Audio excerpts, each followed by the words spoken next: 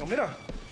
This seems to be the problem, Joe. Well, you know what the problem is? Jimmy spent all his savings to open an auto repair store in town, but the local gangsters were always coming in to collect protection money. Mark said that for $5,000 a month, he could get their protection. Jimmy's friends didn't want the hassle, so they decided to pay the protection money. After all, it would be a bad idea for them to mess with the local gangs when they first arrived in town. But Jimmy had always hated bullying assholes, so he refused the bully's request. This provocative behavior angered Mark. He ordered his men to teach Jimmy a lesson.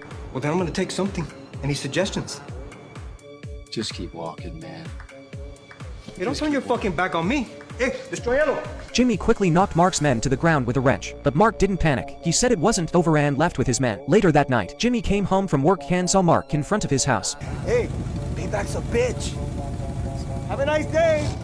Jimmy realized something was wrong. By the time he got into the house, his wife and son weren't breathing. The police arrived at the scene of the crime. The sheriff asked Jimmy if he'd seen the killer, but he just stood there in silence. As the crowd wondered, Jimmy suddenly rushed to his car. His only thought was to avenge his family's death. After a long search, Jimmy arrived at the gangsters' hangout. Mark's car was parked in front of a bar. Jimmy quickly turned the car around, grabbed his gun and went in.